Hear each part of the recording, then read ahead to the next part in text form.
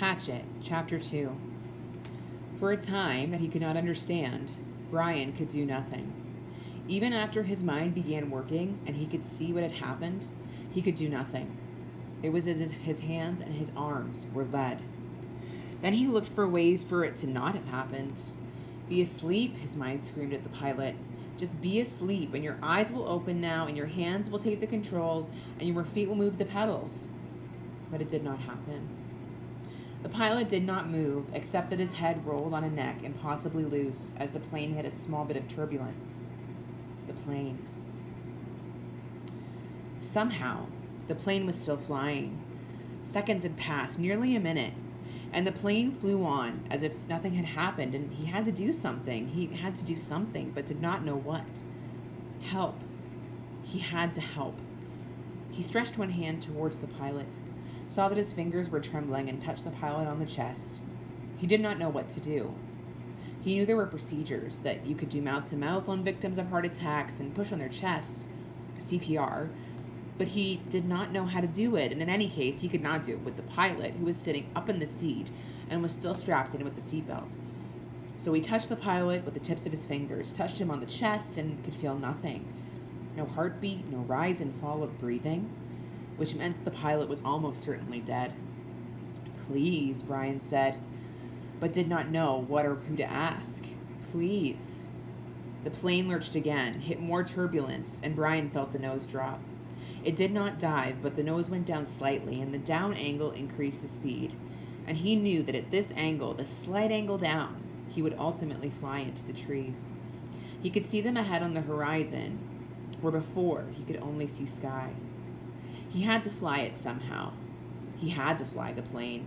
He had to help himself. The pilot was gone beyond anything he could do. He had to try and fly the plane.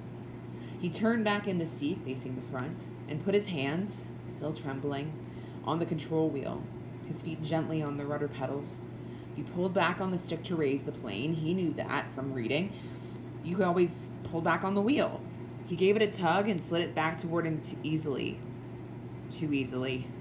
The plane, with the increased speed from the tilt down, swooped eagerly up and drove Brian's stomach down. He pushed the wheel back in, went too far this time, and the plane's nose went below the horizon, and the engine speed increased with a shallow dive. Too much.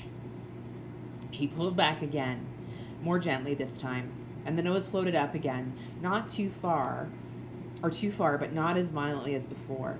Then down a bit too much, and up again as before, then down a bit too much, and up again, very easily, and the front of the engine cowling settled.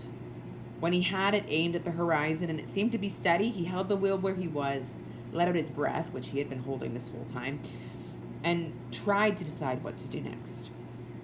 It was a clear, blue sky day with fluffy bits of clouds here and there, and he looked out the window for a moment, hoping to see something, a town or a village, but there was nothing. Just the green of trees, endless green, and the lake scattered more and more thickly as the plane flew.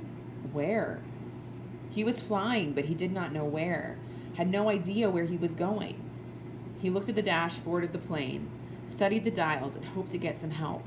Hoped to find a compass, but it was also confusing, a jumble of numbers and lights. One lighted display at the top center of the dashboard said the number 342. Another next to it said 22. Down beneath that were dials with lines that seemed to indicate what the winds were doing, tipping or moving, and one dial with a needle pointing to the number 70, which he only thought might be the altimeter, the device that told him the height above the ground, or above sea level.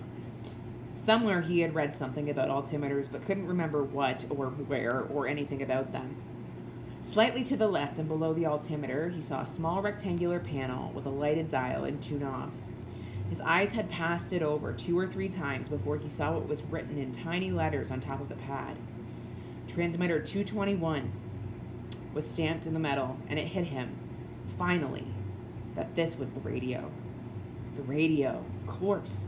He had to use the radio. When the pilot had been hit that way, he couldn't bring himself to say that the pilot was dead. He couldn't think it. He had been trying to use that radio. Brian looked at the pilot. The headset was still on his head, turned sideways a bit from his jamming back into the seat, and the microphone switch was clipped to his belt. Brian had to get the headset from the pilot. Had to reach over and get the headset from the pilot, or he would not be able to use the radio to call for help. He had to reach over. His hands began trembling again. He did not want to touch the pilot. He did not want to reach for him, but he had to. Had to get to the radio. He lifted his hands from the wheel just slightly and held them, waiting to see what would happen. The plane flew on normally, smoothly. All right, he thought. Now to do this thing. He turned and reached for the headset, slid it from the pilot's head, one eye on the plane, waiting for it to dive. The headset came easily, but the microphone switch at the pilot's belt was jammed in, and he had to pull it to get it loose. When he pulled, his elbow bumped the wheel and pushed it in, and the plane started into a shallow dive. Brian grabbed the wheel and pulled it back too hard again, and the plane went through another series of stomach-wrenching swoops up and down before he could get it under control. When things had settled again, he pulled at the mic cord once more, and at last jerked the cord free. It took him another second or two to place the headset on his own head and position the small microphone tube in front of his mouth. He had seen a pilot use it, had seen him depress the switch at his belt, so Brian pushed the switch in and blew into the mic. He heard the sound of his breath in the headset. Hello? Is anybody listening on this? Hello? He repeated it 2 or 3 times and then waited, but heard nothing except his own breathing. Panic came then. He had been afraid, had been stopped with the terror of what was happening, but now panic came and he began to scream into the microphone, scream over and over. Help! Somebody help me! I'm in this plane and I don't know. Don't know. And he started crying with the screams, crying and slamming his hands against the wheel of the plane, causing it to jerk down, then back up. But again, he heard nothing but the sound of his own sobs in the microphone, his own screams mocking him coming back into his ears. The microphone. Awareness cut into him. He had used a CB radio in his uncle's pickup once. He had to turn the mic switch off to hear anybody else. He reached to his belt and released the switch. For all of a second, all he heard was the whoosh of empty airwaves. Then, through the noise and the static, he heard a voice. Whoever is calling on this radio net, I repeat, release your mic switch. You're covering me. You're covering me. Over. It stopped and Brian hit his mic switch. I hear you. This is me. He released the switch. Roger, I have you now. The voice was very faint and breaking up. Please state your difficulty and location and say over to signal the end of the transmission. Over. Please state my difficulty, Brian thought. God, my difficulty. I'm in a plane with a pilot who he can't fly, and I don't know how to fly. Help me. He turned his mic off without ending the transmission properly. There was a moment's hesitation before the answer. Your signal's breaking up, and I lost most of it. Understand, pilot? You can't fly, correct? Over. Brian could barely hear him now. Heard mostly noise and static. That's right. I can't fly. The plane is flying now, but I don't know how much longer. Over. Lost your signal. Your location, please. Flight number, location, Ver. I don't know the flight number or location. I don't know anything. I told you that. Over. He waited now. Waited, but there was nothing. Once, for a second, he thought he heard a break in the noise, some part of a word, but it could have been static. 2, 3, 10 minutes. The plane roared, and Brian listened, but heard no one. Then he hit the switch again. I do not know the flight number. My name is Brian Robinson, and we left Hampton, New York, headed for the Canadian oil fields to visit my father, and I do not know how to fly an airplane, and the pilot... He let go of the mic. His voice was starting to rattle, and he felt as if he might start screaming at any second. He took a deep breath. If there's anybody listening who could help me fly a plane, please answer. Again, he released the mic, but heard nothing but the hissing noises of the headset. After half an hour of listening and repeating the cry for help, he tore the headset off in frustration and threw it to the floor. It all seemed so hopeless. Even if he did get to somebody, what can anybody do? Tell him to be careful? All so hopeless. He tried to figure out the dials again. He thought he might know which was the speed. It was the lighted number that read 160. But he didn't know if that was actual miles an hour or kilometers, or if it just meant how fast the plane was moving through the air and not over the ground. He knew airspeed was different from ground speed, but not by how much. Parts of books he'd read about flying came back to him. how wings worked, how the propeller pulled the plane through the sky. Simple things that wouldn't help him now. Nothing could help him now. An hour passed. He picked up the headset and tried again. It was, he knew, in the end, all he had, but there was no answer. He felt like a prisoner, kept in a small cell that was hurtling through the sky at what he thought to be 160 miles an hour, headed, he didn't know where, just headed somewhere until, there it was. Until what? Until he ran out of fuel, until the plane ran out of fuel, it would go down. Period. Or he could pull the throttle out and make it go down now. He had seen the pilot push the throttle in to increase speed. If he pulled the throttle back out, the engine would slow down and the plane would go down. Those were his choices. He could wait for the plane to run out of gas and fall, or he could push the throttle in and make it happen sooner. If he waited for the plane to run out of fuel, he would go farther, but he did not know which way he was moving. When the pilot had jerked, he'd moved the plane, but Brian could not remember how much or if it had come back to its original course.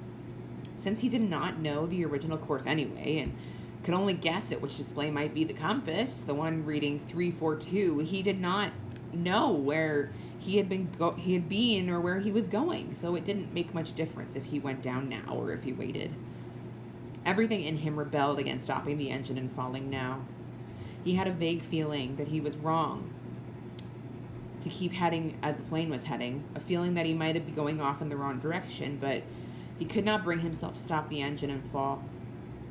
Now he was safe, or safer, than if he went down. The plane was flying, he was still breathing. When the engine stopped, he would go down. So he left the plane running, holding altitude, and kept trying the radio. He worked out a system. Every 10 minutes, by the small clock built into the dashboard, he tried to radio with a simple message. I need help. Is there anybody listening to me? In the times between transmissions, he tried to prepare himself for what he knew was coming. When he ran out of fuel, the plane would start to go down. He guessed that without the propeller pulling, he would have to push the nose down to keep the plane flying. Well, he thought he may have read that somewhere, or it just came to him. Either way, it made sense. He would have to push the nose down to keep the flying speed, and then, just before he hit, he would have to pull the nose back up to slow the plane as much as possible. It all made sense. Glide down, then slow the plane and hit. He would probably have to find a clearing as he went down. The problem was that he hadn't seen one clearing since they started flying over the forest. Some swamps, but they had trees scattered through them. No roads, no trails, no clearings. Just the lakes, and it came to him that he would have to use the lake for a landing. If he went down in the trees, he was certain to die. The trees would tear the plane to pieces as it went into them. He would have to go down in a lake. No, on the edge of the lake. He would have to come down near the edge of the lake and try to slow the plane as much as possible just before he hit the water. Easy to say, he thought. Hard to do.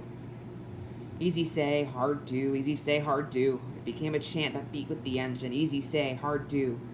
Impossible to do.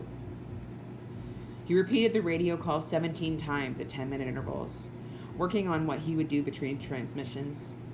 Once more, he reached over to the pilot and touched him on the face, but the skin was cold, hard, cold, death cold, and Brian turned back to the dashboard. He did what he could, tightened his seatbelt, positioned himself, rehearsed mentally again and again what his procedure should be. When the plane ran out of gas, he should hold the nose down and head for the nearest lake and try to fly the plane kind of onto the water. That's how he thought of it, just kind of fly the plane onto the water, and just before it hit, he should pull back on the wheel and slow the plane to reduce the impact. Over and over, his mind ran to the picture of how it would go. The plane running out of gas, flying the plane onto the water, the crash. From pictures he'd seen on television, he tried to visualize it, to be ready. But between the 17th and the 18th radio transmissions, without warning, the engine coughed, roared violently for a second, and died. There was a sudden silence, cut only by the sound of the wind-milling propeller and the wind past the cockpit. Brian pushed the nose of the plane down and threw up.